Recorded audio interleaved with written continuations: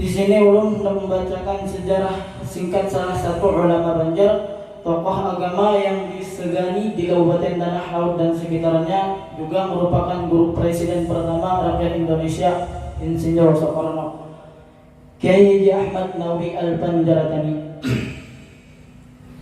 Pada tahun 1901 sampai 1967, Syekh Ahmad Nawawi Banjaratan merupakan salah satu tokoh agama yang disegani di Kabupaten Tanah Laut dan sekitarnya. Dari sisi latar belakang keluarga, Syekh Ahmad Nawawi berasal dari keturunan darah biru. Sesepuh beliau adalah pendiri perkampungan yang diberi nama Kampung Keramian di kawasan Gunung Keramian, sekarang termasuk Desa Ujung Batu. Tokoh sentral itu bernama Syekh Abdul Syukur yang populer dengan gelar Datu Jenang Umar atau Datu Umar. Datu Umar pernah menjabat sebagai Menteri Kerajaan Banjar pada masa Sultan Adam Al-Wasif Billah yang saat itu menjadi Raja Banjar yang ke-18. Sultan Adam berkuasa mulai tahun 1825 Masehi hingga tahun 1857 Masehi. Datuk Jenang Umar atau Syekh Abdul Syukur memiliki 5 orang anak, yaitu Mat Saleh, Sulaiman, Ungkup, Diang Iram, dan Akam. Diang Iram disunting oleh Sultan Saidi yang bergelar Pangeran Kalewang, putra dari Raja Bintoro Makassar. Allah mengaruniai 5 orang keturunan kepada mereka, yaitu Muhibbah, Sa'diyah, Ratna, Bukhari, dan Batam. Setelah bersuami, Sa'diyah melahirkan 3 orang anak, yaitu Kuyah, Duking, dan Nanang Tarik. Kemudian Kuyah diberi istri oleh Najir, dan dari perkawinan mereka memperoleh 3 orang anak, yaitu Abdul Qadir, Iyam, dan Sari. Putra sulung Najir yang bernama Abdul Qadir kemudian menikah dengan Saibah binti Abdul Jalil. Dan dari perkawinan mereka ini lahirlah 3 orang anak, yaitu Maryam, Umi Kasum, dan Haji Ahmad Nawawi. Berdasarkan catatan Juriyat, Syekh Ahmad Nawawi lahir di Kampung Banjaratan, Praihari, Kabupaten Tanah Laut, pada hari Sabtu tanggal 27 Rajab 1311 Hijriah atau sekitar tahun 1901 Masehi. Kampung Banjaratan ketika itu dikenal sebagai bandar atau pelabuhan tambat menuju Praihari dan sekitarnya.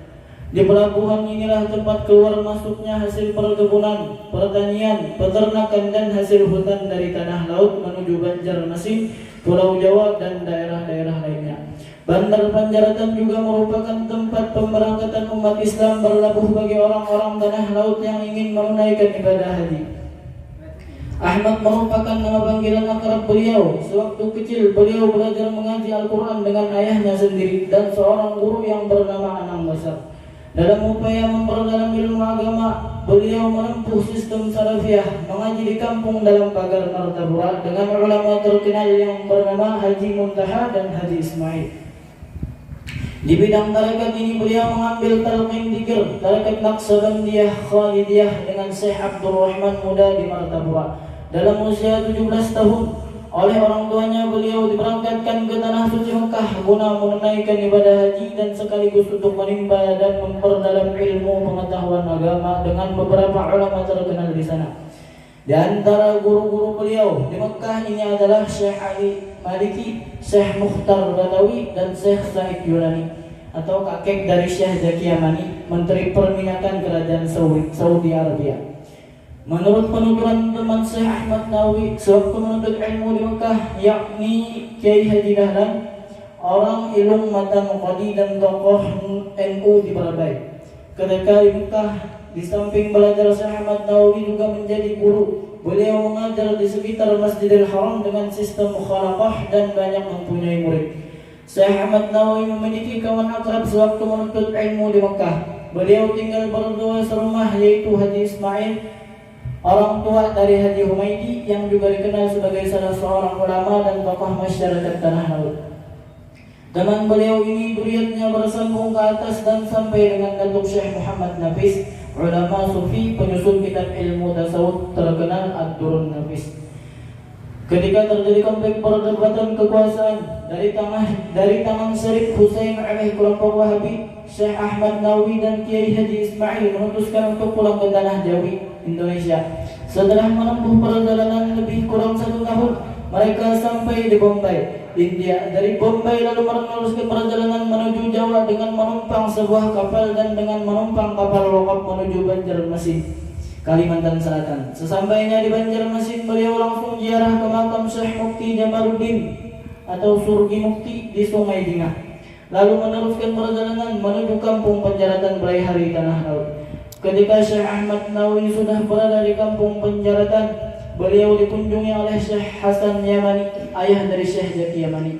Kunjungan Syekh Hasan Yamani ke Penjaratan selama lebih kurang 6 bulan lamanya. Rentang waktu sekitar setengah tahun itu dimanfaatkan oleh Syekh Hasan Yamani untuk berkhalwat dan berguru tarekat Naqsyabandiyah dengan Syekh Ahmad Nawawi. Menurut setengah riwayat sebutan Nawawi di belakang nama Syekh Ahmad Nawawi adalah atas saran Syekh Hasan Yamani. Mengingat selama di Mekah, beliau sangat tekun mempelajari karangan Imam Nawawi. Adapun Penjaratan Beraihari adalah nama kampung tempat kelahiran beliau. Di Mekah, beliau mempelajari kitab-kitab yang dikarang Imam Nawawi dan Ibnu Majah, yang merupakan kitab masyhur dan ilmu hadis. Guru-guru beliau ketika itu terdiri dari para ulama yang terkenal pada masa itu. Selain memperdalam hadis-hadis Rasulullah SAW, beliau juga mempelajari ilmu-ilmu tarekat, antara lain mengambil ijazah dan talqin dzikir tarekat Sadariyah dari Syekh Yasin Madinah. Beliau telah berhaji sebanyak 13 kali, 7 kali disertai orang tua, istri dan anak-anak beliau. Ketika menunaikan ibadah haji ketiga, beliau sekaligus membawa 6 orang murid dengan biaya beliau sendiri, yaitu Kiai Haji Abdul Jabbar, menantu Jamal, Mi'raj, Asmawi, Nur Alwi dan Hindustan. Murid-murid ini bukan semata-mata berhaji, tapi disuruh menuntut ilmu di Mekah. Di antara mereka ada yang sampai bertahan selama 5 tahun dan ada pula yang lebih hingga tahun 1950. Awal tahun 1928, Syekh Ahmad Nawawi bersama Habib Alwi dari Surabaya diberi kepercayaan untuk mendirikan Nahdlatul Ulama di Kalimantan. Dalam tahun 1928 itu pula beliau mendirikan madrasah diniyah di sejumlah desa di daerah pesisir pantai, yaitu mulai dari kawasan bawah Layung, Tabanio, Pagatan Besar, Takisung, Batakan, hingga ke Kota Baru. Guru-gurunya adalah murid beliau sendiri yang memang sudah dapat diandalkan dan diteladani. Sebagai pendiri sekaligus aktivis NU, Syekh Ahmad Nawawi mengadakan pertemuan warga Nahdien yang terdiri dari tokoh masyarakat dan ulama di Beraihari. Pertemuan yang berlangsung dalam tahun 1348 Hijriah itu dihadiri oleh warga NU dari berbagai daerah di Kalimantan. Berdasarkan catatan harian yang dibuat beliau sendiri, disebutkan bahwa Haji Japri Muda memberi 2 ekor sapi dan Habib Sultan memberi 1 ekor sapi untuk konsumsi pertemuan tersebut. Pada Kongres ke-11 NU yang dilaksanakan pada tanggal 19 sampai 25 Rabiul Awal 1355 Hijriah di Sungai Miai, Banjarmasin, Syekh Ahmad Nawawi diminta menjadi pembicara dalam kongres tersebut. Kongres yang dihadiri para utusan NU dari berbagai daerah di Indonesia itu juga menghadirkan sejumlah narasumber, yaitu Kiai Abdul Wahab dari Surabaya, Abdul Wahab dari Negara, Kiai Mahmud dari Jember, Kiai Abdul Halim dari Cirebon, Kiai Dahlan dari Bangil, Abdul Mut'i dari Sorok, Gusti Muhammad Said dari distrik Banjarmasin, Sayyid Muhammad bin Salim Al-Kab dari Palembang, dan Abdul Samad dari Amuntai. Kongres tersebut dibuka secara resmi oleh Haji Muhammad Yusuf bin Haji Abdul Latif, dan yang membacakan ayat-ayat suci Al-Quran ada 4 orang, yaitu Abdul Muttalib dan Abdul Ghani dari Martapura, Haji Hasan dari Barabai, Haji Muhammad Tahir dan dari Surabaya, dan sebagai penaksirnya adalah Haji Abdul Rahman Sarwani. Di antara para utusan NU yang berhadir saat itu adalah sebagai berikut: Kiai Abdul Rahman mewakili NU cabang Pasuruan, Kiai Basri mewakili NU cabang Jombang, Kiai Muhammad Tahir mewakili NU cabang Surabaya, Muhammad Said Lutfi mewakili NU cabang Banjarmasin. ketika melakukan dakwah keliling tahun 1939, Syekh Ahmad Nawawi menyisiri daerah Tanah Laut. Di desa Batakan beliau menginap di rumah Haji Abdus Somad. Di malam hari beliau bermimpi dalam tidurnya bahwa di seberang kampung Batakan ada sebuah pulau yang disebut Pulau Datu. Di pulau itu ada makam atau kubur wali yang bernama Syekh Syamsuddin yang bergelar Datu Pangulutan. Makam ini berdampingan dengan makam muridnya yang bernama Muhammad Tahir. Keesokan harinya mimpi ini diceritakan kepada masyarakat, dan sesuai petunjuk melalui mimpi makam itu pun dicari sampai ditemukan batu lisan. Makam ini kemudian ramai diziarahi orang. Di akhir pemerintahan Belanda tahun 1942, sebagai seorang ulama yang dekat dengan masyarakat, Syekh Ahmad Nawawi bersama Syekh Abdullah dan Ahmad Syairani berpartisipasi aktif dalam pembentukan Badan Keamanan Rakyat Indonesia di Tanah Laut. Di masa Jepang, ketika Jepang sudah mulai tidak bersahabat lagi dengan masyarakat dan malah melakukan tindakan-tindakan yang menyakitkan, bahkan ada yang di luar batas kemanusiaan, Syekh Ahmad Nawawi bersama Ahmad Syairani secara diam-diam menghimpun kekuatan guna menyusun kekuatan melawan Jepang. Gerakan kedua tokoh itu diketahui oleh Jepang. Mereka ditangkap dan dijebloskan dalam penjara di Blaihari selama 6 bulan. Sejak tahun 1947 hingga 27 Desember 1949, Syekh Ahmad Nawawi aktif membantu para gerilyawan yang datang kepada beliau. Mereka meminta didoakan, dimandikan, dan dirajah supaya kebal terhadap senjata lawan. Syekh Ahmad Nawawi juga menampung para gerilyawan yang datang dari Banjarmasin. Demikian pula halnya dengan para gerilyawan yang datang dari kampung Karang Jawa, Praihari. Menurut penuturan salah seorang gerilyawan bernama Lamri, sewaktu gerilyawan akan diberangkatkan ke Banjarmasin, mereka dimandikan dulu oleh Syekh Ahmad Nawawi. Beliau ketika itu dikenal dengan sebutan Tuan Guru Lama. Syekh Ahmad Nawawi memandikan para gerilyawan itu di daratan Marung, Kampung Pandawani, Desa Sungai Riam. Pada tahun 1950, Syekh Ahmad Nawawi diundang Presiden Soekarno ke Istana Negara. Beliau disambut langsung oleh Presiden sebagai tamu pribadi. Bahkan ketika itu beliau diminta untuk menjadi khatib Jumat di Masjid Baitur Rahim yang berada di lingkungan Istana Kepresidenan. Tujuan Soekarno mengundang secara pribadi itu dikarenakan sering bermimpi ketemu dengan seorang ulama yang berkhutbah kemana-mana, dan ulama itu ternyata adalah Syekh Ahmad Nawawi sendiri. Dalam pertemuan dengan Presiden RI yang pertama itu, Syekh Ahmad Nawawi membaiat Soekarno menjadi muridnya dalam ilmu tarekat. Tak hanya itu, akan tetapi Presiden Soekarno juga diberi cindera mata dari Syekh Ahmad Nawawi, yaitu berupa tanduk rusa rampang 7, sebuah tongkat kecil yang diisi dengan doa dan wapak atau cemeti serta selembar sejadah. Syekh Ahmad Nawawi selalu turun tangan membantu para pejuang kemerdekaan. Bantuan tersebut baik dalam bentuk materi, nasihat, atau petuah-petuah agama dan pesan-pesan khusus, maupun berupa amaliah doa, mandi, bahalat, rajah, serta ilmu kepahlawanan. Pemberian ilmu kepahlawanan kepada para pejuang itu dilatar belakangi adanya panggilan dari Datuk Haji Mas Said Wali di Sungai Tuan Martapura, yang juga murid Syekh Muhammad Arsyad Al-Banjari. Haji Mas Said Wali menyuruh Syekh Ahmad Nawawi agar menemuinya karena mendapat perintah dari salah seorang murid Syekh Muhammad Arsyad Al-Banjari dari bangsa Jin yang bernama Datu Baduk. Pesan Datu Baduk menyatakan sudah saatnya Syekh Ahmad Nawawi membantu para pejuang kemerdekaan. Pada pertengahan tahun 1950, Syekh Ahmad Nawawi menghadiri Kongres Persatuan Pengamat Tarekat Islam di Padang Sedempuan, Sumatera Utara. Usai kongres, beliau menyempatkan diri menemui Profesor Dr. Haji Jalaluddin di Bukit Tinggi guna mengambil tarekat. Namun ternyata Profesor Dr. Haji Jalaluddin menyarankan agar mengambil langsung kepada guru Syekh Haji Jalaluddin yang bernama Syekh Ahmad Said Padang Bubus Bonjol, yang dikenal dengan sebutan Syekh Ahmad Said Bonjol. Di sinilah Syekh Ahmad Nawawi berguru, mengambil tarekat serta langsung memasuki prosesi khalwat.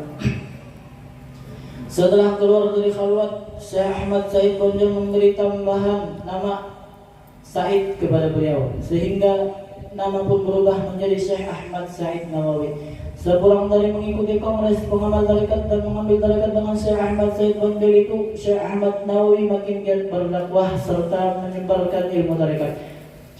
Sebagai juru dakwah dan ulama tarekat, beliau tidak hanya menyampaikan ilmu agama Islam di kawasan Kalimantan Selatan saja, akan tetapi sampai ke Kalimantan Timur. Dalam perjalanan pulang dari berceramah di Jarong, kaki Syekh Ahmad Nawawi terinjak paku. Hal ini mengakibatkan beliau mengalami kelumpuhan selama 5 tahun setengah. Namun dalam kondisi seperti itu, beliau masih tetap melayani masyarakat yang ingin minta bantuan, baik siraman rohani dan kegiatan dakwah lainnya. Dalam keadaan lumpuh, beliau masih aktif membimbing murid-muridnya menjalankan amaliyah tarekat khalwat di Praihari dan Banjarmasin.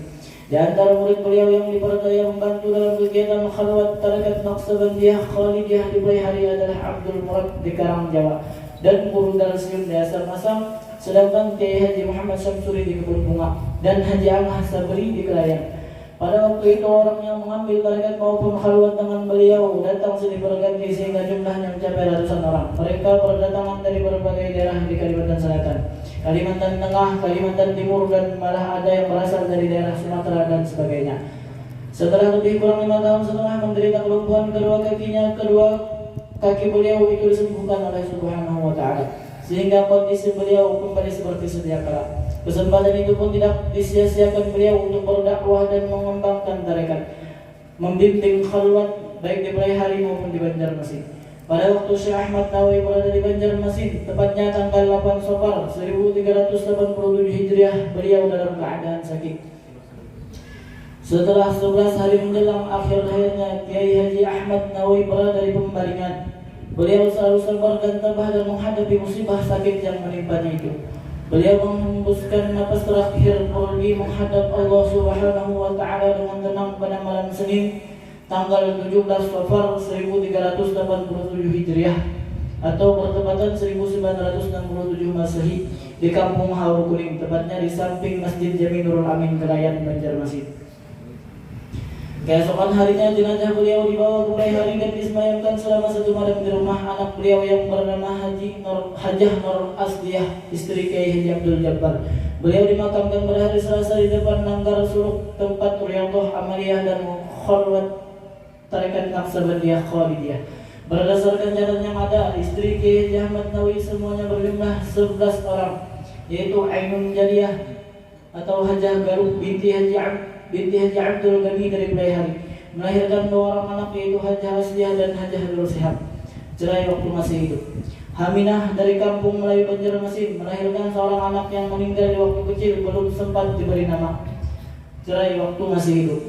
Mas Murah dari Praihari, melahirkan 7 orang anak, yaitu Wahidah, Hajah Murafi'ah, Dzulqurnain, Hadi Musaffat, Hajah Nur Ainah, Dr. Andes Haji Yuhyil Husna, dan Naimah, cerai mati. Parta Salam dari Jorong, melahirkan 5 orang anak, yaitu Haji Padiyah Iskandar, Aisyah, Saudah, dan Fuadi. Fatimah dari Banjarmasin, melahirkan 5 orang anak, yaitu Muhammad Abdullah, Muhammad Darmaki, Hajah Nur Sihab, Hajah Nur Sabah, Ahmad Baru. Sabiah dari Jember, Jawa Timur, melahirkan 1 orang anak, yaitu Hajah Audah. Hafiah dari Sungai Tingah yang bermukim di Mekah tidak melahirkan keturunan. Saniyah dari Tabaniyah melahirkan 3 orang anak, yaitu Wilayah, Mulsinah, dan Bahauddin. Masjah dari Samarinda, Kalimantan Timur tidak melahirkan keturunan. Narusehan dari Jorong tidak melahirkan keturunan. Hanyah dari Penjaratan melahirkan 1 orang anak, yaitu Rosida. Berdasarkan catatan yang dibuat pada tahun 2003, dari anak-anak keturunan beliau tersebut, Kiai Haji Ahmad Nawawi mempunyai cucu sebanyak 85 orang dan buyut yang berjumlah 170 orang. Terkait karya tulis Kiai Haji Ahmad Nawawi juga cukup kreatif menggarap bidang ini, hanya saja ketika itu belum ditunjang fasilitas percetakan seperti sekarang. Oleh sebab itu, berbagai tulisan yang beliau buat tidak terdokumentasikan dengan baik. Kesibukan beliau dalam bidang dakwah bil lisan dan bil hal cukup banyak menyita waktu. Dengan demikian, untuk dakwah bil kitabah ini tidak dapat dilakukan secara lebih terkonsentrasi. Meskipun demikian, masih dapat disebutkan di sini beberapa karya tulis beliau, yaitu sebagai berikut: Risalah Tauhid yang membahas tentang sifat-sifat Allah Subhanahu wa Ta'ala disusun dalam bahasa Melayu. Risalah ilmu tasawuf dan tarekat membahas tentang akhlakul karimah dan pendekatan-pendekatan khusus kepada Allah. Ada yang disusun dalam bahasa Arab dan bahasa Melayu. Risalah yang membahas hukum-hukum fikih atau syariat yang merupakan hasil basul masail Nahdlatul Ulama.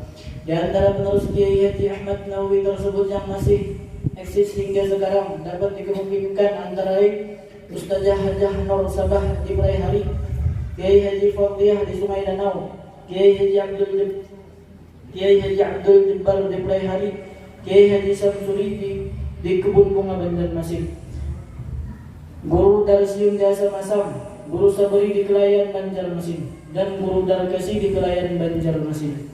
Demikianlah sejarah singkat mengenai Kiai Haji Ahmad Nawawi. Mudah-mudahan kita yang membacanya dan yang mendengarkannya mendapatkan berkah dari Allah Subhanahu wa taala. Wabillahi taufiq wal hidayah. Assalamualaikum warahmatullahi wabarakatuh.